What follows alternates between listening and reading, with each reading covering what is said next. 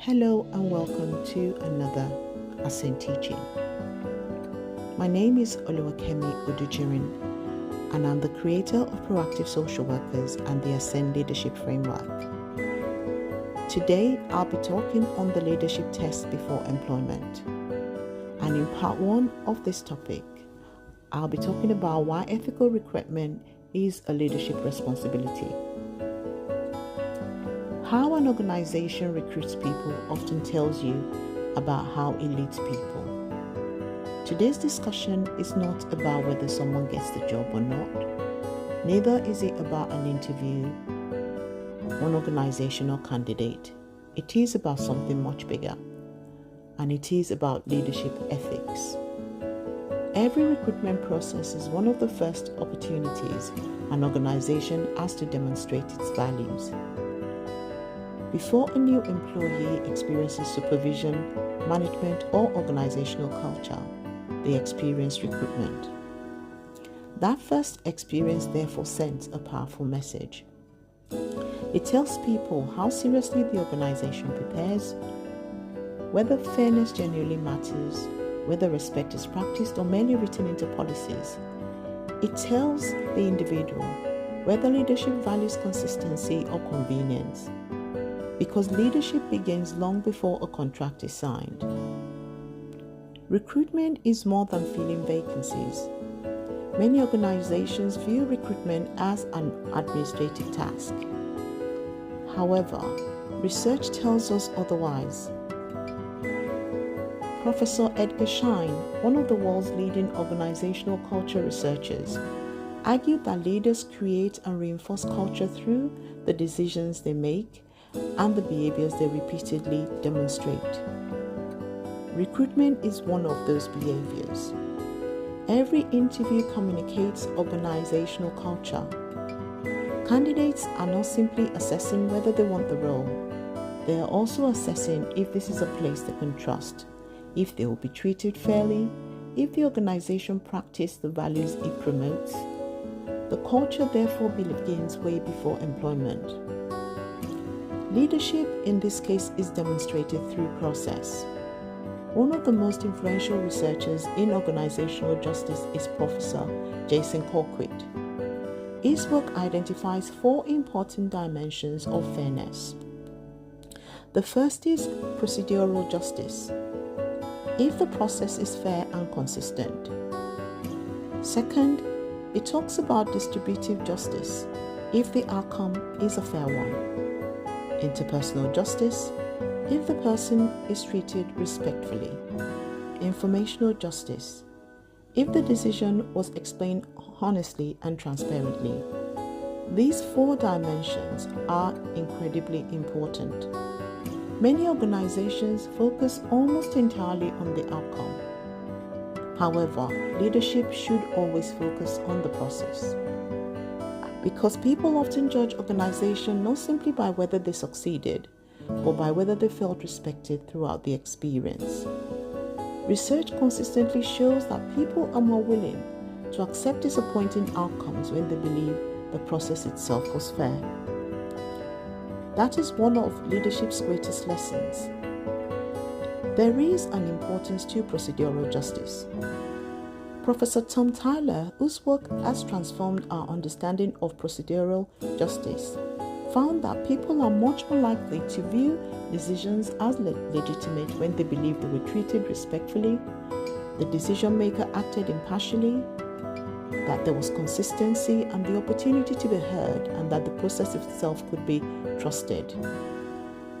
There is a remarkable thread through all that I've been talking about, and that is that people do not need every decision to go in their favor.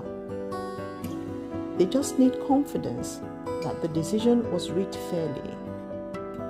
This principle applies to recruitment as it applies to other areas of leadership.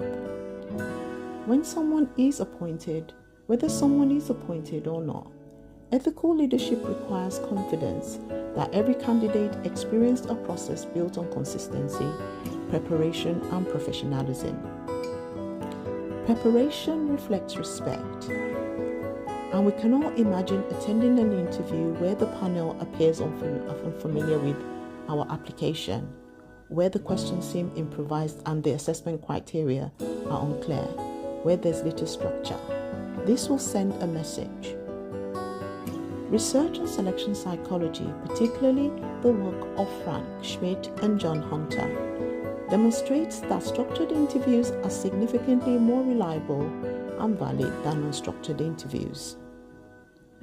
Structured interviews involve predetermined questions, agreed scoring criteria, consistent assessment across candidates, and evidence-based evaluation. This can be more reliable than unstructured interviews where questions are developed spontaneously or differ substantially between candidates, thereby increasing the risk of inconsistency, unconscious bias, and reduced reliability. This issue is not simply about organization, it is about fairness. Good preparation communicates that the time of the person matters, that the process matters, and that the responsibility of recruitment is being taken seriously. Whereas poor preparation can unintentionally communicate the opposite. Therefore, leadership in all cases and even in recruitment must be seen to be fair. One of the oldest principles of justice states that justice must not only be done, it must also be seen to be done. The same applies to leadership. A leader may genuinely intend to be fair, but if the process appears inconsistent, confusing, or poorly organized, confidence begins to weaken. Leadership is not only about making ethical decisions, it is about creating processes that people can reasonably trust. There is a hidden cost of poor recruitment because it affects more than the unsuccessful candidates. It goes further to affect the organization's reputation, including trust, employee engagement, future recruitment, public confidence, to name a few. Research by Amy Edmondson reminds us that trust and psychological safety begin with respectful interactions. People always remember how an organization made them feel, and that is even when they're unsuccessful. That experience influences whether they would recommend the organization to others, will apply again, trust the leadership, and so on. Leadership, when it comes to recruitment or any other aspect of development, should not be delegated. Every interview asks one important question, and that question is, if this is how the organization treats people before they join, what might leadership be like after they arrive? Ethical recruitment is therefore not simply a human resource issue. It is a leadership responsibility. What we teach at Ascend is that as leaders, we should always anticipate. Great leaders anticipate that every interaction shapes organizational culture. Recruitment is not separate from leadership. It is leadership. Because people begin forming trust before they ever receive an employee identification badge. So, a leadership reflection I'd like to leave with you today. Would every candidate describe your recruitment process as respectful? Would you consider the questions that you ask as being structured and evidence-based? Could another panel reviewing the same evidence reach a similar conclusion? And have we created confidence in our process or merely confidence in our decision? In the second part of this teaching, I'll be talking about what fair recruitment actually looks like. That is the science of ethical interviewing.